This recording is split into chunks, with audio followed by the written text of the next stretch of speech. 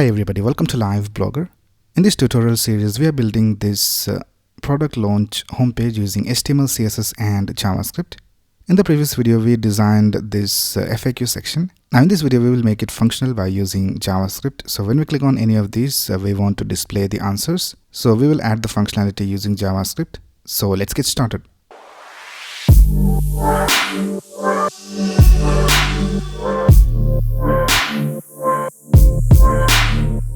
Right, here's my source code, and let's go ahead and check whether we have linked our JavaScript file over here, and we haven't. So let's go ahead and link it over here. So let's tap script:/src and press tab, and here let's tap main.js. Right now let's start adding the JavaScript for the FAQ section. Now the first thing we need to do is we need to select all these FAQ item divisions from here. So I'll just remove this active class from here, and now we have these questions. So let's target these FAQ item divisions. So let's go ahead and type const FAQ items equals document.querySelector all, and here let's type .FAQ item. So this is the class name, and now we need to loop through all these FAQ items. So let's type FAQ items dot for each, and for each of the individual items I'll just call it item, and let's create an arrow function.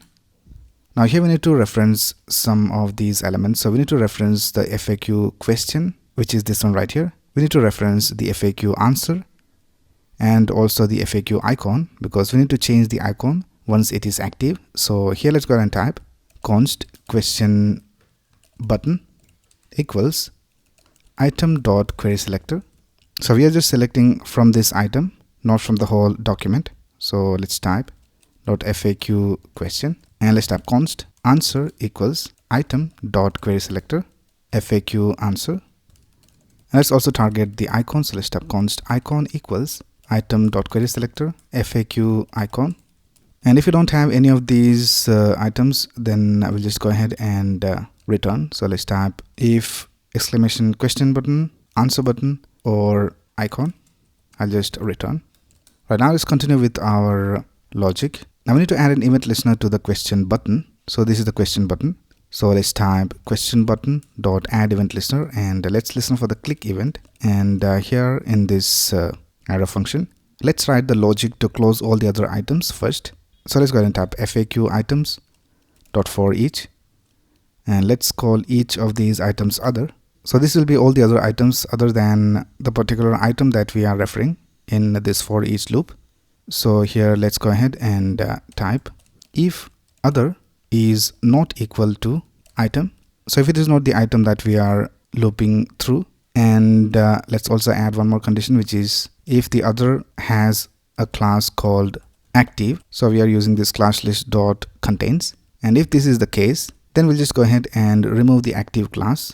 So let's go ahead and type other dot class list dot remove active, and let's also target the icon and the answer. So let's type const a equals other.querySelector FAQ answer. So this will select the answer inside the current item, which we are referencing as other. And let's also target the icon. So let's type const I equals other.querySelector FAQ icon, and let's type if a.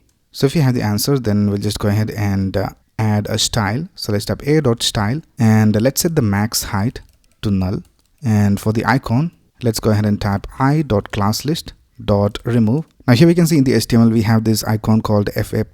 Now this should be displayed when it is not active. So when it is active, we need to display the minus icon. So we'll just go ahead and remove the minus icon and add plus icon over here. So let's type remove FA minus, and let's type i.classList.add FA+. Now what we are doing over here is basically that when we click on any of these FAQ items, we need to close all the other questions, and we need to just open the clicked question. Right now let's go back and let's go outside the FAQ items for each, and here we'll write the code to add the active class. So let's type item.classList.toggle active. So what we are doing over here is that if we have the active class, we'll just remove it, and if we don't have the active class, we will add it. So that is what this toggle does. And let's store this result inside a constant. Let's call it isActive.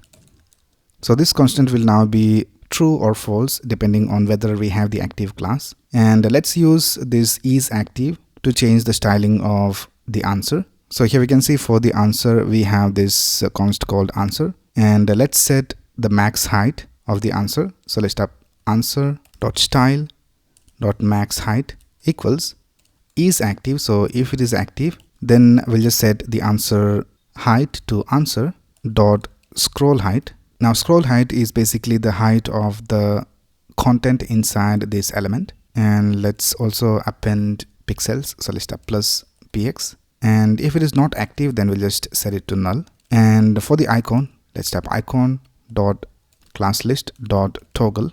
So we will remove and add the FA plus class based on a condition. So here for the condition, let's type exclamation is active. So this means that if the FAQ item is not active, then we will have this FA plus class. And here let's type icon dot class list dot toggle, and let's type FA minus. So here if it is active, so let's type is active, then we'll just add this FA minus class to the icon. And now I think this should work. So let's go back to our website and let's click on this first FAQ item, and we can see that the icon is also working. We also have the answer displayed over here. Let's keep this open and let's open another one, and we can see that the other one was closed. So the FAQ functionality is working correctly. Alright, so that's basically it for this video. If you have any doubts, you can ask in the comments below, and if you like this video, please click on the like button and subscribe to this channel to get the latest video updates. Thanks a lot for watching. Have a nice day.